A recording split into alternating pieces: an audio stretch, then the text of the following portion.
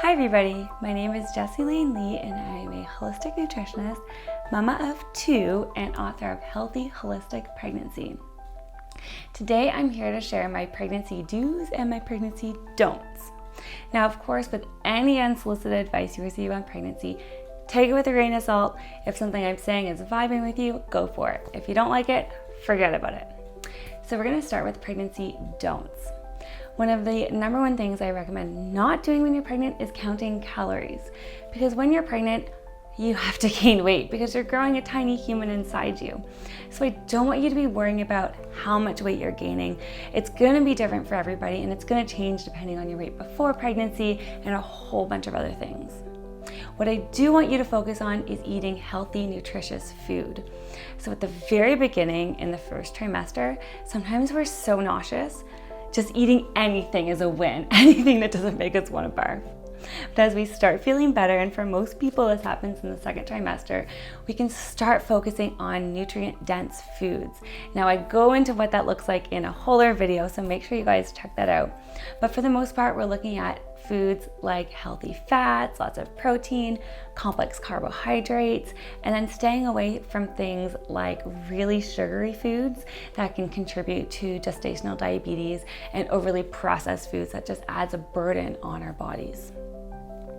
Another thing that we don't want to do when we're pregnant is consume moringa seeds, stems, or roots. These have been used to create an abortive property because they stimulate the uterus. They also prevent the fertilized egg from embedding in the uterus. So we definitely want to avoid those if we are trying to conceive or if we're pregnant. And the last thing we don't want to do when we're pregnant is to consume some herbs in very concentrated forms. So I'm talking about tinctures, tonics, or even supplemental forms. Now there are herbs that are totally safe for pregnancy, but there are a lot that stimulate those uterine contractions that we want to avoid when we're pregnant.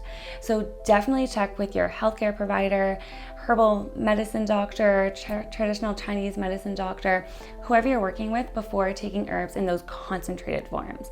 For the most part, teas and herbs we use in our cooking is totally fine. Okay, so those are some of my don'ts, but let's move on to the do's.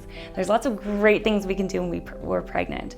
I already talked about nutrition. This is such an important thing during pregnancy, and I definitely go into my key nutrients for pregnancy in another video, so you're gonna wanna check that out. However, if we're getting that morning sickness we talked about earlier, it can always be nice to supplement with a multivitamin. This way we know for sure we're getting the optimal amount of nutrients to nourish that growing baby inside of us. Another thing I recommend doing when you're pregnant is getting exercise. Now, pregnancy isn't a time to take up a whole brand new exercise that you've never done before, but definitely exploring pregnancy safe exercises or potentially continuing the exercise you're already doing throughout your pregnancy. Personally, for me, I loved walking my entire pregnancy, especially in the first trimester when I was too tired to do anything else, and in the third trimester when I was really big. Another thing I really enjoyed during pregnancy was yoga. There are some fantastic prenatal yoga classes out there that really help you center your mind and get calm, and then also move your body and stretch it to prepare it for birth. Something else I recommend while you're pregnant is finding a healthcare provider that you really trust. It is always a good idea to have some sort of birth plan or birth preferences, whatever you want to call it, and then make sure you communicate those clearly to your healthcare provider. Because in the moment, so many things can happen, and we want to make sure that we're working with someone we trust. So when they ask us to do something else or recommend something else, we know that they're considering our birth preferences, and we're gonna feel heard, we're gonna feel like we're part of the decision-making process, and we're gonna feel good about our overall birth experience. And then the last thing is to just enjoy it. Soak up that pregnancy. I know there can be so many symptoms that go along with it, discomfort and anxiety and worry, but it's such a short time and it actually goes by so fast. So we really want to soak it up. For me, it was all those little kicks. I just loved feeling my babies wiggling inside there. It was so special. So I really hope you can enjoy that as well.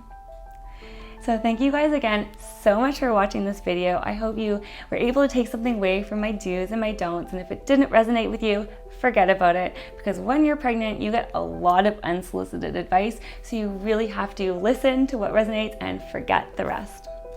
Thank you guys so much for watching, and I wish you a healthy, happy pregnancy. Bye.